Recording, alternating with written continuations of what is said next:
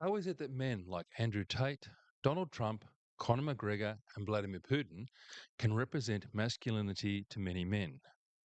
Despite their numerous personal flaws, they represent strength, winning, success, and an alpha male mindset, which are all seen as positive traits. For a long time, males have been portrayed in a bad light in the media, with males often only being discussed in topics such as male privilege and domestic violence. Males and masculinity have been portrayed in a negative light, and we have now toxic masculinity dominating any discussion about masculinity.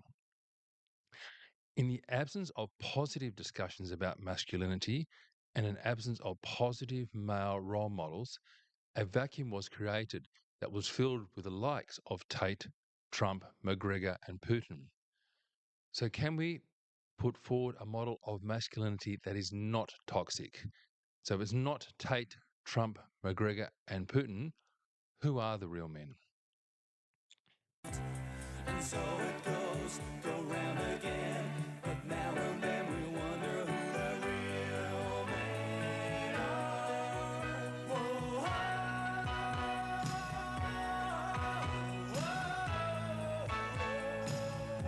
Welcome back to the Better Humans Project podcast, the show where we challenge assumptions, seek deeper truths, and strive to build a world that welcomes everyone in their full humanity.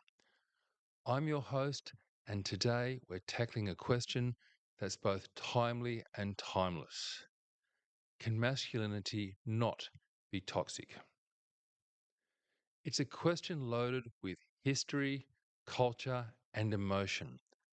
But instead of rushing to defend or attack masculinity, let's pause and get curious.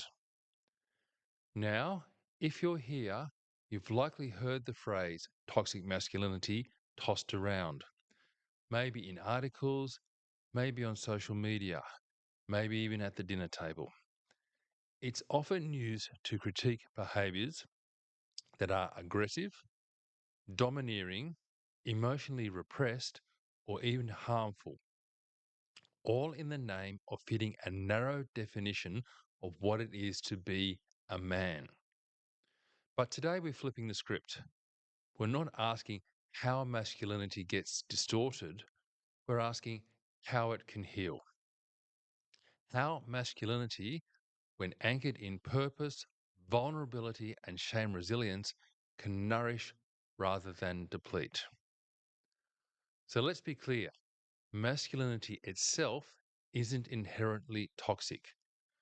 Toxicity enters the picture when cultural scripts tell men to suppress feelings, avoid help, dominate others, or measure worth through violence, status, or stoicism. When those scripts become the template for manhood, everyone suffers, men included. The problem is not being masculine, it's when masculine and masculinity gets reduced to a brittle, narrow performance. But the heart of masculinity, like the heart of any human expression, can be reclaimed. It can be rewritten. It can be anchored in values that affirm, connect, and heal. That's what we're exploring today. When we decouple masculinity from the fear of appearing weak, we create space for more complete human expression. One of the biggest drivers of toxic masculinity is a lack of deeper purpose. Now, purpose isn't just a motivational buzzword, it's the engine that drives transformation. When men ground themselves in a sense of purpose, they're guided by something bigger than approval, bigger than competition, bigger than fear. Purpose asks, what kind of impact do I want to have on the world? Who do I want to be when no one's watching? What gifts can I bring that are uniquely mine? Think about the men you admire, not for their toughness, but for their integrity. not for their bravado, but for their wisdom. These are men who act from purpose, not from a need to prove themselves. When masculinity is anchored in purpose, it becomes a source of strength, vision, and service. It's not about being a real man, it's about being a real human. When men don't have a meaningful why in life, something that gives direction beyond ego or status, they often fall back on shallow markers of manhood: physical dominance, sexual conquest, and financial one upmanship. But a man with a clear sense of purpose, whether it's raising a family, creating art, mentoring others, or building something for the good of the community, doesn't have to prove his worth through harmful displays of power. Now, I want to raise something that I have talked about previously: vulnerability. If purpose is the engine, vulnerability is the fuel. For generations, men have been taught to keep emotions under lock and key. The message: to be vulnerable is to be weak. Now, here's a radical truth: the capacity to be vulnerable might be the ultimate test of strength. To be vulnerable is to let yourself be seen by yourself and by others. It's to admit where you hurt, where you fear, where you hope. It's to ask for help when you need it, to say, I love you, without knowing what will come back, to own mistakes, to celebrate growth, to stand in the discomfort of not having all the answers. When men welcome vulnerability, they break the cycle of isolation. They build deeper relationships. They connect authentically with partners, children, and friends. They become role models, not just of success, but of humanity. Toxic masculinity teaches men to hide pain, to mask fear, and bury grief. But the research, especially from people like Dr. Brené Brown, shows that vulnerability is the birthplace of connection, creativity, and courage. Healthy masculinity embraces this. It understands that letting someone see your fears or failures doesn't make you less of a man. It makes you more of a human. A father telling his teenage son, I'm scared too, but we'll face this together. A husband saying, I'm struggling right now and I need your support. A friend admitting, I've been feeling really alone lately. Those moments take far more bravery than pretending you have it all figured out. And that brings us to shame resilience, another topic I have talked about before. Shame is universal. It's the voice that whispers, you're not enough or you don't belong. For men, shame often gets tangled up with cultural expectations. Don't cry, don't fail, don't ask, don't need. While Dr. Brené Brown, who's a leading researcher on shame and vulnerability, describes shame resilience as the ability to recognize shame, move through it constructively, and reach out for support. Shame resilience isn't about never feeling shame. It's about not letting it define you or isolate you. It's saying, I made a mistake, but I'm not a mistake. I can learn from this instead of hiding it. I can reach out instead of shutting down. When men develop shame resilience, they become harder to manipulate, harder to isolate, less likely to fall into cycles that perpetuate harm towards themselves or others. They learn to own their stories, speak their truths, and to stand in the discomfort of imperfection.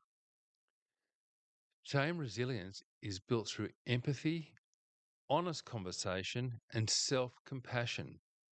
It's built by rejecting the myth that worthiness must be earned through domination, stoicism, or perfection. It's built by remembering that being human is messy, complicated, and yet beautiful. So, can masculinity not be toxic? Absolutely. When masculinity is anchored in purpose, welcomes vulnerability, and builds shame, resilience, it becomes a source of healing rather than harm. This masculinity doesn't demand conformity, it welcomes diversity. It doesn't ask men to man up by shutting down, it asks them to rise up by showing up. It doesn't measure worth in dominance, but in connection. It invites men to see themselves not as isolated actors, but as part of a community, whole humans, belonging, growing, and evolving. It's a masculinity that invites men to step into their full humanity and to offer that humanity to others. It's a masculinity worth passing on. So let's talk some practical steps. If you're a man listening today or someone who loves a man, here are some ways to anchor masculinity in purpose, vulnerability, and shame resilience. Firstly, reflect on your purpose. Take time to ask yourself what truly matters. Set goals, but ground them in values. Secondly, is to welcome vulnerability. Practice sharing feelings with trusted people. Notice where you hold back and gently challenge yourself to show up. The next is to build shame resilience. Learn to recognize shame's voice. Talk about it. Reach out for support. Remind yourself that you are worthy just as you are. The next step is to create community. Find spaces where you can connect authentically, whether it's a men's group, therapy, or deep conversations with friends. Community is where healing happens. The hard one then is to challenge harmful scripts. This is speaking up when you see toxic patterns. Model different ways of being at work, at home, in the world. Remember, change doesn't happen overnight. It happens through countless small choices, conversations, and acts of courage. Every time you choose purpose over performance, vulnerability over hiding, resilience over isolation, you're helping to rewrite the script. Now, we should acknowledge it's not easy to walk this path. Some people will mock it, and some people will call it soft or unmanly. But the truth is, the men who step into purpose, vulnerability, and shame resilience are anything but fragile. Harder to manipulate, they're harder to isolate, and they're harder to recruit into those cycles of harm that keep toxic masculinity alive. They're not trying to prove they're real men, they're busy being whole humans.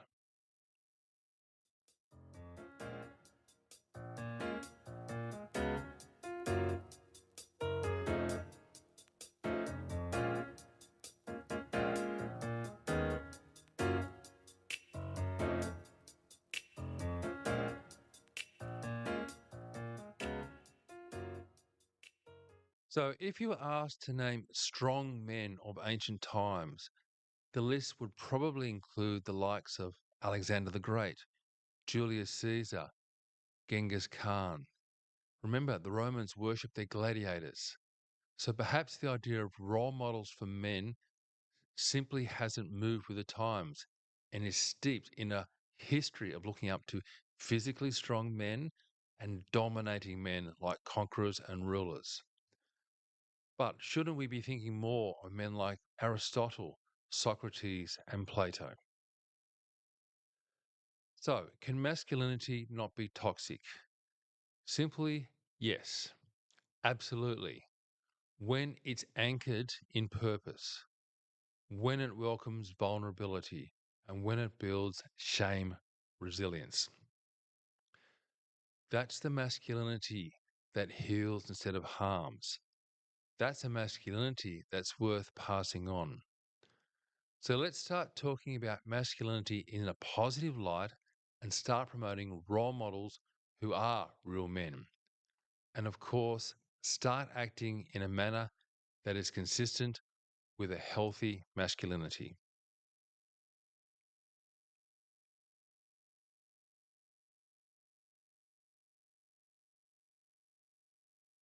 Thanks for listening to the Better Humans Project podcast. If this resonated with you, share it with someone you care about and leave a comment or review. If you want to reach out for more information or want to share your own story of transformation or resilience, you can make contact by emailing at contact@ thebetterhumansproject.com. So until next time, let's keep building better humans together. Take care. And so it goes, go round again. But now